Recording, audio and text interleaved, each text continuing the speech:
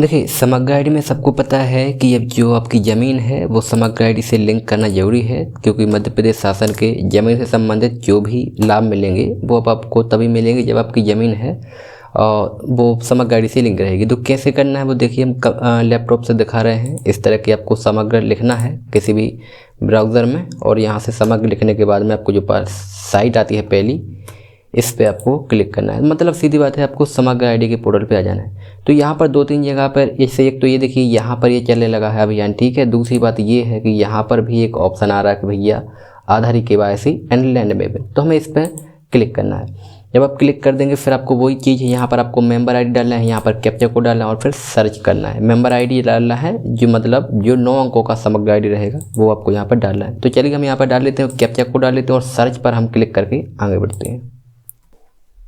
तो जब हम आगे बढ़े तो यहाँ पर दिखा रहा है कि भैया आपका आधार सत्यापित है एवं आधार से लिंक है। तो हमें, क्योंकि ये तो लिंक है, पहली बात कोई दिक्कत नहीं, हमें है ना अब जो ज़मीन है वो लिंक करना है। तो हमें फिर से इसको है ना फिर से KYC करना पड़ेगा, मतलब जो हाँ है इसको हमें हाँ करना पड़ेगा और आगे बढ़ना है। तो हाँ क्लिक करेंगे और आगे बढ़ते हैं। जब हम हाँ पे क्लिक करेंगे तो हमसे यहाँ पर एक कहेगा कि एक मोबाइल पे एक OTP जाएगा।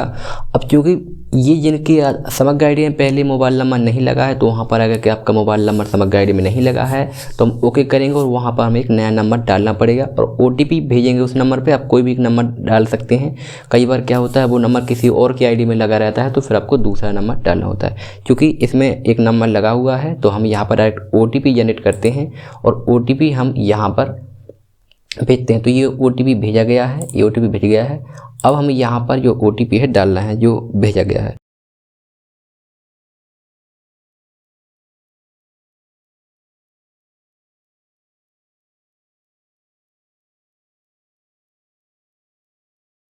तो आपको देखना है अगला जो पेज आएगा कुछ इस तरह का आएगा, जहाँ पर समग्र आईडी आपको ध्यान से देख लेनी है। समग्र आईडी किसकी है, वहाँ पर नाम भी लिखा रहेगा और थोड़ा सा पता लिखा रहेगा। अब मुख्य इंपॉर्टेंट बात ये रहती है कि जिनकी पहले से ज़मीन है, पहले से भूमि थोड़ी बहुत लिंक है, तो वो यहाँ पर आपको दिख रही होगी, इस तरह की दिख रही है, ठीक है। लेकिन जिनकी लिंक नहीं है तो उनको यहाँ पर देखिए, यहाँ पर क्या आपके पास उपरोक्त के अलावा मध्य प्रदेश में भूमि है। तो क्योंकि हमारे अन्य गाँव में भी है तो हमें यहाँ पर यस करना पड़ेगा। ध्यान रखना इस चीज़ को।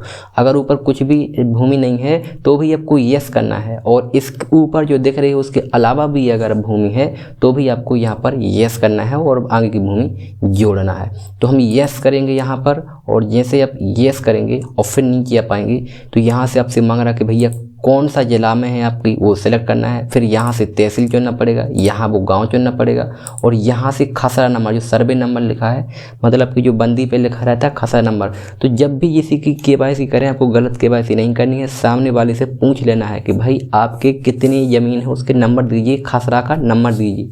तो वो खसरा के नंबर आपको ध्यान से डालना है यहाँ पर, नहीं तो गलत KYC कर देंगे वो उसका काम भी नहीं बनेगा। तो ध्यान से देख लीजिए कि कौन सा जिला में उसका ज़मीन है। सारे गांव पूछ लेना कि किस किस जिला में ज़मीन है, सॉरी किस जिला में, किस तहसील में और किस गांव में है, और उसका खसरा नंबर क्या है, वो आपको सारी चीज़ें ध्यान से पूछ लेनी है। तो हमने जिला, तहसील और गांव चुन लिया है। अब यहाँ से हमें ना खसरा चुनते हैं। तो जो खसरा होगा आपको ध्यान से, हमने कहा ना जो खसरा है आपको यहाँ पर चुन लेना है, जो उनकी बंदी में लिखा रहेगा, या फिर आप इंटरनेट से भी निकाल सकते हैं कि उनके कौन गांव में उनके नाम से कितनी ज़मीन है, क्या क्या खसरा है। अगर आप इसके बारे में नहीं जानते तो डिस्क्रिप्शन बॉक्स में आपको वीडियो मिल जाएगा, वहाँ से आपको देख लेना है। तो जैसे हमने खसरा नंबर डाल दिया और हम इसको है ना सर्च करते हैं। जब हम सर्च करेंगे तो यहाँ पर देखिए लिखा है लैंड इन्फॉर्मेशन, तो इसको आपको चेक करना है, और चेक करेंगे तो इस तरह का आ जाएगा। फिर देखिए यहाँ पर ये टिक मार्क का ऑप्शन आ रहा है, और यहाँ पर एक ऑप्शन आ रहा है कि अन्य भूमि जोड़े। तो हमारे पास और भी भूमि है, तो इसी से हम अन्य भूमि जोड़े पर क्लिक करेंगे और जोड़ लेंगे। तो ये देखिए ये हमने सारी भूमि जोड़ ली हैं। अगर इनमें से नाम मैच कर लेना है आपको कि जो भूमि दिख रहा है उन्हीं का है, और इसमें से अगर आपको डिलीट करना चाहें तो यहाँ पर अनचेक का बटन है, इससे उसको डिलीट भी कर सकते हैं। ये सब करने के बाद में यहाँ पर नीचे लिखा है नेक्स्ट, तो हम नेक्स्ट करेंगे। तो नेक्स्ट करने के बाद में हम इस तरह से आ जाते हैं जहाँ पर अब हमसे ये कहा जा रहा है कि भैया OTP। अब यहाँ पर आपको जिनका आधार कार्ड पहले से लिंक होगा तो उनको डायरेक्ट ऑप्शन आएगा कि OTP भेजें या बायोमेट्रिक, और जिनका आधार कार्ड अभी लिंक नहीं है, बिल्कुल से भी KYC नहीं है, तो यहाँ पर आधार कार्ड नंबर डालने का ऑप्शन आएगा, और फिर नीचे यहाँ पर ऑप्शन आएगा कि भैया OTP भेजना है या फिर बायोमेट्रिक फिंगर से करना है। तो हम OTP भेज कर करेंगे, और फिर इसको चेक करेंगे और रिक्वेस्ट OTP पर हम क्लिक करेंगे। इसको OTP भेज गया है, तो जो आधार कार्ड में जो मोबाइल नंबर लगा है अब उस वाले नंबर पे आएगा। ध्यान रखिए, जो आधार कार्ड में लगा है अब की बार OTP आएगा उस वाले नंबर पे।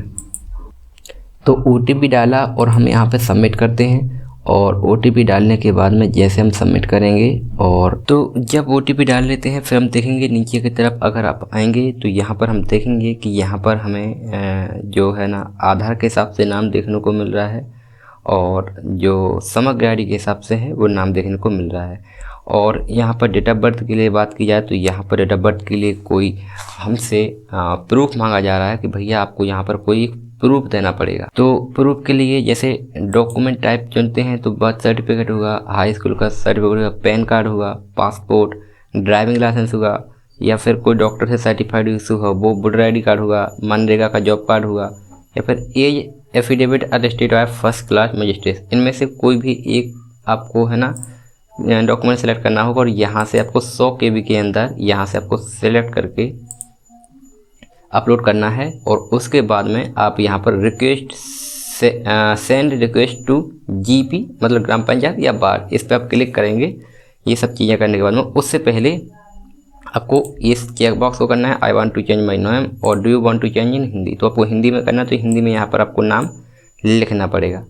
और ये सब करने के बाद में हमें सेंड रिक्वेस्ट टू ग्राम पंचायत या वार्ड को आपको सेंड करना है। इस प्रकार से आपकी जो रिक्वेस्ट होगी वो पंचायत में या फिर वार्ड में, नगर पंचायत, नगर पालिका में, नगर परिषद में, कहीं पे भी जहाँ पे भी आपका होगा वहाँ पर पहुँच जाएगा। और आपकी कुछ 24 घंटा बाद में ये रिक्वेस्ट कंप्लीट हो जाएगी और आपकी जो भूमि होगी वो समग्र आईडी से जुड़ जाएगी।